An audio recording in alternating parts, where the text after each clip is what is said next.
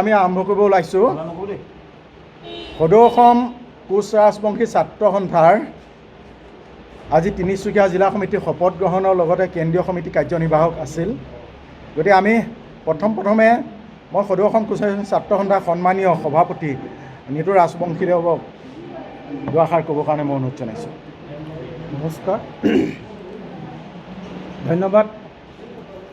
আজি ইংৰাজী 27/7/2024 সদৌ অসম কোচ ৰাজবংশী ছাত্ৰ সন্থা কেন্দ্ৰীয় সমিতিৰ অন্তৰ্গত তিনিচুকীয়া জিলা নৱগঠিত 31জনীয়া সমিতিখন পূৰ্ণাংগৰূপে শপত গ্ৰহণ কৰা হয়। ইয়াৰ লগতে তিনিচুকীয়া জিলা মহিলা সমিতিখন আহ্বায়ক সমিতি হিচাপে গঠন কৰা হয়। আমি অনাগত দিনবিলাকত তিনিচুকীয়া ডিব্ৰুগড় উজনি অসমৰ সমূহ জনগোষ্ঠীৰ ৰাইজক লৈ কোচ ৰাজবংশী জনগোষ্ঠীৰ যিমানকেইটা সংগঠন আছে সকলোকে একগোট কৰি সদৌ অসম কোচ ৰাজবংশী ছাত্ৰ সন্থা আক্ৰাছু বুলি এটা সংগঠন জন্ম হৈ মধ্য আৰু উজনি অসমৰ যিধৰণে আমি লাঞ্ছনা বঞ্চিত হৈ আজি জনগোষ্ঠীৰ ৰাইজে আজি বিভিন্ন চৰকাৰী সা সুবিধা ভাৰতীয় সংবিধানৰ সুবিধাৰ পৰা বঞ্চিত হৈ আছে, সেইসকলক ৰাইজক আমি আগুৱাই লৈ সদৌ অসম কোচ ৰাজবংশী ছাত্ৰ সন্থা আক্ৰাছু নামেৰে শক্তিশালী নামে আমি আত্মপ্ৰকাশ কৰি আমি কাম কাজ কৰি আহিছোঁ। আৰু আজি তাৰ উজনি অসমৰ শেষ প্ৰান্তত আমি তিনিচুকীয়া জিলা কোচ ৰাজবংশী ছাত্ৰ সন্থা সমিতিখন পূৰ্ণাংগৰূপে গঠন কৰা হয়। লগতে আমি দ্বিতীয় কাৰ্যনিৰ্বাহ হিচাপে আমি সদৌ অসম কোচ ৰাজবংশী ছাত্ৰ সন্থা কাৰ্যনিৰ্বাহ সভা আজি তিনিচুকীয়া জিলা বিষ্ণুজ্যোতি সাংস্কৃতিক ভৱনত আমি সম্পন্ন কৰা হয়।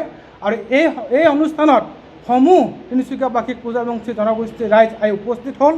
উপস্থিত হোৱাৰ কাৰণে সকলোলৈ সদৌ অসম কোচ ৰাজবংশী ছাত্ৰ সন্থা কেন্দ্ৰীয় সমিতিৰ তৰফৰ পৰা আন্তৰিক শুভেচ্ছা আৰু অভিনন্দন যাচিছোঁ।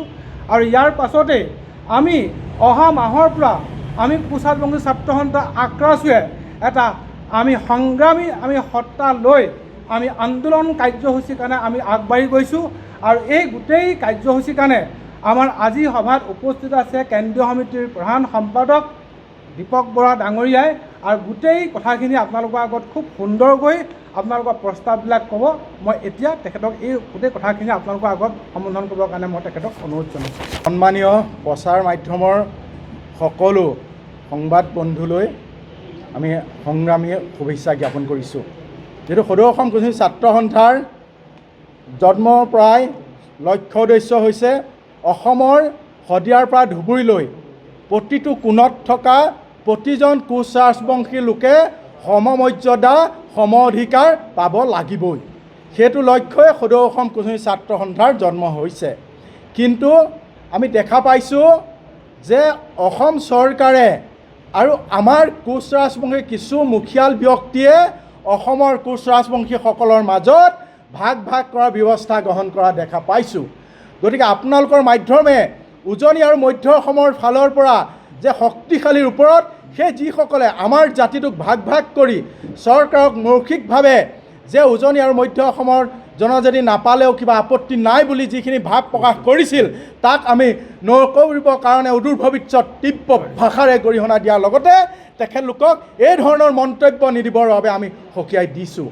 দ্বিতীয়তে সদৌ অসম কোচ ৰাজবংশী ছাত্ৰ সন্থাই আগন্তুক অসমৰ য'ত কোচ ৰাজবংশী লোকৰ অধ্যুষিত অঞ্চল আছে প্ৰতি অঞ্চলত কোচ ৰাজবংশীৰ জিলা সমিতিৰ লগতে আমি একোখন সমষ্টি সমিতি গঠন কৰাৰ সিদ্ধান্ত গ্ৰহণ কৰিছোঁ। সেই সমষ্টি সমিতিয়ে আগন্তুক দিনত কোচ ৰাজবংশী জাতিটোৰ কি ধৰণে আগবাঢ়িব, ৰাজনীতিৰভাৱে কি ধৰণে আগবাঢ়িব পাৰিব, সেই সমষ্টি সমিতিয়ে নিৰ্ধাৰণ কৰিব পাৰিব। 3 নম্বৰতে আমি লৈছোঁ আগন্তুক দিনত আমি বহু প্ৰশাসনিক বিষয়া DC পৰা ধৰি সকলোকে আমি স্মাৰকপত্ৰ দি জনজাতি আন্দোলনৰ নামত বহুত কৰিলোঁ।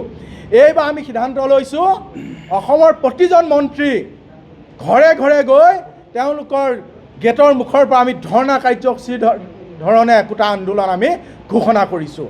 উক্ত আন্দোলনটো আমি খুব সোনকালৰ ভিতৰত আমি তাৰিখ ঘোষণা কৰিম। প্ৰতি মন্ত্ৰী MLA গেটৰ মুখে আমি ধৰ্ণা কাৰ্যসূচী দিবৰ কাৰণে আমি আন্দোলন হাতত লৈছোঁ।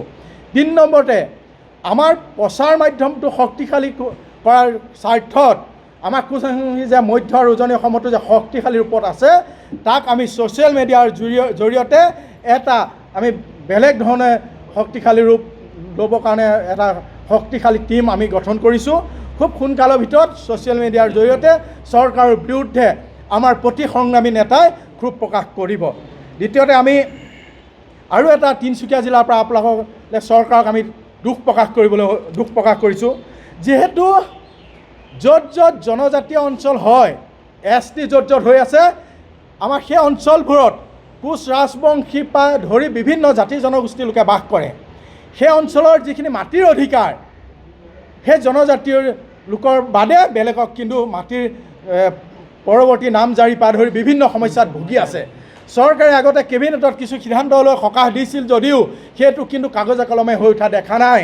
তাৰ ভিতৰতে শদিয়াৰ অম্বিকাপুৰ অঞ্চলত প্ৰায় 1985 চনৰ পৰা বসবাস কৰি থকা গাঁৱত প্ৰায় 10খন গাঁৱৰ লোকে বসবাস কৰি আছিল আৰু সেই অঞ্চলত এতিয়া বনাঞ্চল বুলি ঘোষণা কৰিছে। কিন্তু তাত যে বসবাস কৰি থকা যিসকল আমাৰ বিভিন্ন জাতি জনগোষ্ঠীৰ ব্যক্তি আছিল, সেইসকলৰ মাটিৰ অধিকাৰ আজিলৈকে পোৱা নাই। গতিকে আপোনালোকৰ মাধ্যমে শদিয়াই নহয়, য'ত য'ত এনেকুৱা ধৰণৰ পৰিস্থিতি হৈছে, সকলোকে মুখ্যমন্ত্ৰীক আমি নজৰ দিবলৈ অনুৰোধ জনাইছোঁ যে আমাৰ মাটি, আমাৰ খিলঞ্জীয়া মাটি, আমাৰ খিলঞ্জীয়া মানুহ তাত বসবাস কৰে। গতিকে এই খিলঞ্জীয়া যিটো জন্মস্বত্ব অধিকাৰ আপুনি যাতে খৰ্ব নকৰি সেই মাটিৰ অধিকাৰ সেই খিলঞ্জীয়া য'ত য'ত বসবাস কৰি আছে সেইসকলক দিয়াৰ ওপৰত গুৰুত্ব আৰোপ কৰিবলৈ আমি অনুৰোধ জনাইছোঁ। দ্বিতীয়তে আমি আমাৰ দ্বিতীয়তে হৈ গ'ল যিটো কোচ ৰাজবংশী স্বায়ত্ত পৰিষদ যিখন আছে অট'নমাছ কাউন্সিল, সেইখন আমি উপগ্ৰহীয়ভাৱে ছেটেলাইটৰ জৰিয়তে দিবৰ কাৰণে আমি অনুৰোধ জনাইছোঁ। চাওক, অসমৰ সকলো কোচ ৰাজবংশী লোকে তেজক পানী কৰি কষ্ট কৰিলে মাত্ৰ 4খনমান জিলাৰ ভিতৰতে কোচ ৰাজবংশী অট'নমাছ কাউন্সিল সীমাবদ্ধ কৰি থ'লে। কি আমি এই 4খন জিলাৰ বাহিৰৰ লোকসকল কোচ ৰাজবংশী লোক নহয় নেকি? আমাৰ যি কষ্ট আছিল সেই কষ্ট আমি প্ৰাপ্য নাপাম নেকি? গতিকে চৰকাৰক অনুৰোধ জনাইছোঁ, এনেকুৱা ধৰণৰ ভেকু ভাওনা নকৰিবৰ কাৰণে আমি তীব্ৰ ভাষাৰে চৰকাৰক অৰিহণা দিছোঁ। আগন্তুক যদি কোচ ৰাজবংশী যি অঞ্চলত আছে সেই অঞ্চলৰ সকলো কোচ ৰাজবংশী লোকে যদি সমমৰ্যাদা সমঅধিকাৰ নাপায়, উদূৰ ভৱিষ্যত কোচ ৰাজবংশীৰ ফালৰ পৰা কিন্তু চৰকাৰে ভুগিব যে লাগিব সেইটো স্বৰূপ। আৰু আমি এতিয়া সদৌ অসম কোচ ছাত্ৰ সন্থাই যি আমি আন্দোলন হাতত লৈছোঁ, যিটো আন্দোলন আগতে আন্দোলন ঘোষণা কৰি দিয়ে আগতীয়াকৈ, আমি কিন্তু আগতীয়াকৈ ঘোষণা নকৰোঁ। আগতীয়াকৈ আন্দোলন ঘোষণা কৰাৰ লগে লগে আমাৰ যিসকল কোচ ছাত্ৰ সংগঠন লিডাৰ থাকে সেইসকলক বিভিন্ন মাধ্যমে চৰকাৰৰ বিভিন্ন মেৰপাকত ভৰাই লৈ আমাক বন্দী কৰিব বিচাৰে। গতিকে আমি আন্দোলন আগদিনা ঘোষণা কৰিম, পাছদিনা আমি আন্দোলন কৰিম, এনেকুৱা ধৰণৰ আমাৰ কাৰ্যসূচী আমি লৈছোঁ। আমি চৰকাৰক অনুৰোধ জনাইছোঁ, অসমৰ বিধানসভাত এটা চাওক, কোচ ৰাজবংশী লোক ইমান কোচ ৰাজবংশী থকাৰ পিছতো অসমৰ বিধানসভাতেই হওক লোকসভাতেই হওক কোচ ৰাজবংশী লোকক কিন্তু প্ৰতিনিধিত্ব দিয়াত তেওঁলোকে বিৰত থাকে। কি কাৰণে থাকে নাজানো। আজিও কোচ ৰাজবংশী বিধানসভাত মাত্ৰ 3জন MLAতে আমি কোচ ৰাজবংশী লোকসকল সীমাবদ্ধ। আগন্তুক বিজেপি কংগ্ৰেছ যি চৰকাৰেই নহওক সকলোকে অনুৰোধ জনাইছোঁ, অতি কমেও একেবাৰে কম 30জন কোচ ৰাজবংশী প্ৰতিনিধিক প্ৰতি কোচ ৰাজবংশী অধ্যুষিত অঞ্চলৰ ফালৰ পৰা কংগ্ৰেছেই হওক বিজেপিয়ে হওক আমাক টিকেটৰ দাবীত আমি জনাইছোঁ। আৰু যি দলে টিকেট দিব, বিজেপি বা AJP বুলি আমাৰ কোনো কথা নাই, UDFেও যদি আমাৰ টিকেট দিয়ে কোচ ৰাজবংশী লোকক, আমি UDFকে আমি সমৰ্থন কৰিম বুলি আপোনালোকৰ মাধ্যমে আমি প্ৰকাশ কৰিছোঁ। দ্বিতীয়তে আমি আমাৰ যিখন সকলো ঐতিহাসিক স্থান, দৌল দেৱালয় মঠ মন্দিৰ পুখুৰীকে আদি কৰি যিসমূহ স্থান আছিল, যি আমাৰ গোহাঁই কমল আলি আছিল, সেই আলি আজিলৈকে কিন্তু চৰকাৰে সংৰক্ষণ কৰা আমি দেখা পোৱা নাই। আপোনালোকৰ মাধ্যমে চৰকাৰক সেইসমূহ স্থানসমূহ সংৰক্ষণ কৰিবৰ কাৰণে আমি অনুৰোধ জনাইছোঁ। দ্বিতীয়তে গুৱাহাটীত সদৌ অসম কোচ ছাত্ৰ সন্থাই চৰকাৰক ডিমাণ্ড দিছিলোঁ, আজিলৈকে আমাৰ ডিমাণ্ড চৰকাৰে ৰখা নাই। উদূৰ ভৱিষ্যত যদি ডিমাণ্ড নাৰাখে তেতিয়াহ'লে আমি বিভিন্ন কাৰ্যসূচী হাতত ল'ম। যিটো সদৌ অসম কোচ ছাত্ৰ সন্থাই আমি ছাত্ৰ সন্থা হিচাপে কাম কৰোঁ, ছাত্ৰ ছাত্ৰীৰ ভৱিষ্যতৰ ওপৰত লক্ষ্য ৰাখি এটা আমি কোচ ৰাজবংশী এটা হোষ্টেলৰ ব্যৱস্থা গ্ৰহণ কৰিছিলোঁ। এই হোষ্টেলৰ ব্যৱস্থাৰ ক্ষেত্ৰত চৰকাৰে কিন্তু আমাক সঁহাৰি জনোৱা নাই। গতিকে আগন্তুক যদি সহায় নজনায় আমি বিভিন্ন চৰকাৰৰ বিৰুদ্ধে আৰু কাৰ্যসূচী তীব্ৰতৰ কৰিবৰ কাৰণে বিভিন্ন স্কুল কলেজৰ পৰ্যায়লৈকে লৈ যাবৰ কাৰণে কোচ ৰাজবংশী ছাত্ৰ সন্থাই ব্যৱস্থা গ্ৰহণ কৰিম। বিশ্ব মহাবীৰ চিলাৰায় বীৰত্বৰ প্ৰতি সন্মান জনাই নিবনুৱা যুৱক যুৱতীসকলৰ সংস্থাপনৰ বাট মুকলি কৰি দিয়াৰ ক্ষেত্ৰত তৎকালে চিলাৰায় ৰেজিমেণ্ট গঠন কৰিবৰ কাৰণে কোচ শ্ৰেণীৰ ছাত্ৰ সন্থাই অনুৰোধ জনাইছোঁ। অসমত যিহেতু চিলাৰায় ৰেজিমেণ্ট যিটো আগতে চিলাৰায় আমাৰ যি গুৰুত্ব আছিল, আজিকালি চিলাৰায় দিৱসৰ দিনা চিলাৰায় যি বীৰত্ব যি এৱাৰ্ড আছিল সেইটো চৰকাৰে দিয়াত অসমৰ্থ হয়।